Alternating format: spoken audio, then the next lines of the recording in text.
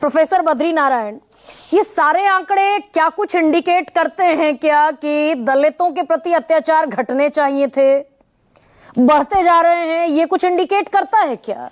ये socio cultural structure को कुछ बताता है क्या? ये कुछ डिकोड करता है सर? देखिए गरिमा जी, जैसा आपने प्रश्न पूछा, दो तीन चीजें होती हैं जो आंकड़ों का जो पूरा खेल होता है। एक तो होता है कि आंकड़े, जैसा कि जुगल जी जो कह रहे थे, मैं थोड़ा उसको थियराइज करने की कोशिश करता हूँ कि जब एफआईआर दर्ज करने की छूट हो, एफआईआर सॉफ्टली एक्सेसिबिलिटी हो पुलिस तक, लोगों का लोग जाके कर सके, आप तो उसकी संख्या बढ़ भी सकती है एफआईआर। जैसे कि आपको याद होगा कि मायावती ने जब अपने समय में ये एकदम मस्ट कर दिया था कि कोई भी केस आए तो एफआईआर दर्ज, तो संख्या बहुत बढ़ गई थी, तो लोगों को लगता था कि बहुत एट्रोसिटीज बढ़ गई है। लेकिन वो था कि क्योंकि एक्सेसिबिलिटी पुलिस तक लोगों की बढ़ गई थी।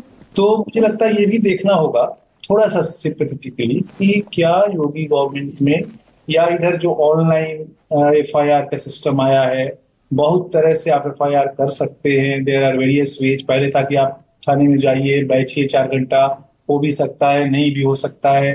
तो अब जो है वो उसको बहुत आसान बना दिया गया सर। लेकिन कन्विक्शन रेट का मैंने आपकी भी और जुगल जी की भी दोनों की बात मान ली, लेकिन कन्विक्शन रेट मात्र 34% का है, यानी कि 100 में से कितने गुनाहगार छूट जा रहे हैं? 66। मैं आता हूँ उस पर गरिमा जी। एक तो ये कारण होता है। दूसरा कारण होता है कि जब कम्युनिटी में सर्सन बढ़ रहा होता है, अपने राइट्स के लिए, अपने आइडेंटिटी के लिए, डिग्निटी के लिए, तो जो डोमिनेंट फोर्सेस है उसको दबाना चाहिए। तो उसके कारण भी डिसेंट्स बढ़ते हैं, वायलेंस बढ़ते हैं। वो एक तरह से उनके कॉन्शियसनेस के राइज का प्रतीक भी होता है। लेकिन जो डोमिनेंट का जो तबका है उसमें प्राय हम लोग वर्सेस कर देते हैं, दलित सवर्ण। उस जो डोमिनेंट है उसमें आपको देखना होगा, कई जगह ओबीसी आता है, कई जगह दलित के खिलाफ खड़ा हो जाता है। आपको पता होगा बिहार में अभी ये गांव जला दिया गया है जिसमें दलित बिरादरी के ही लोगों ने दलितों की बस्ती जला दी, क्योंकि वहां लैंड का इशू भी था। तो बहुत सारे उसका जो क्लास कैरेक्टर है, जो डोमिनेंस का, वायलेंस का, वो भी लगातार बदलता रहता है। तो वो एक स्टोरी टिपिकल ढंग से हमको ये नहीं कहना चाहिए कि इसने कर दिया या उसी ने कर दिया।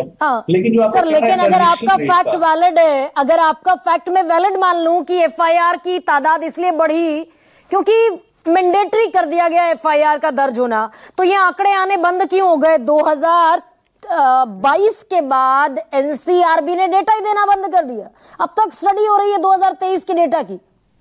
नहीं, मुझे लगता है एनसीआरबी की डेटा आ रहे मैंने आने चाहिए। क्योंकि एनसीआरबी का डेटा एक बड़ा माध्यम है जिससे आप इस ट्रेंड को समझ सकते हैं। सर, ये होम मिनिस्ट्री ने कहा, यूनियन होम मिनिस्ट्री ने लोकसभा को इन्फॉर्म किया 11 फरवरी 2025 को, data validation for the 3 statistical reports published by the national crime records bureau for the year 2023 is in final stage. हाँ, तो मेरा कहना है वैलिडेटिंग एनसीआरबी का डेटा आना चाहिए और ऐसे और एजेंसीज होनी चाहिए जिनसे इन डेटा को हम वैलिडेट करें। सिर्फ एनसीआरबी के डेटा को ही प्रमाण न मान के और भी मीडियम होने चाहिए जिससे कि हम डेटा को, क्योंकि कई बार क्या होता है कि एनसीआरबी की डेटा एक आयामी भी हो सकता है, तो बहुआयामी डेटा हमें कलेक्ट करना चाहिए। रिसर्च को इन्वॉल्व करना चाहिए। बहुत सारे जो एनजीओज हैं जो इसको समझने की कोशिश कर रहे हैं, उनके भी डेटा को देखना चाहिए। तो इस तरह से हम समझ पाएंगे कि अच्छा कैसे इसका नीचे ये अभी भी क्या डीप रूटेड है क्या? ये जो साइकी है सवर्ण वर्सेस दलित, ये डीप रूटेड है क्या अभी भी? भाई ज्ञानदेव आहूजा अगर टीकाराम जूली के जाने के बाद राम मंदिर से गंगा जल छिड़कते हैं, ये और ये तो बड़े नेता हैं, बाकायदा विधानसभा में बैठने वाले। Is this psychology?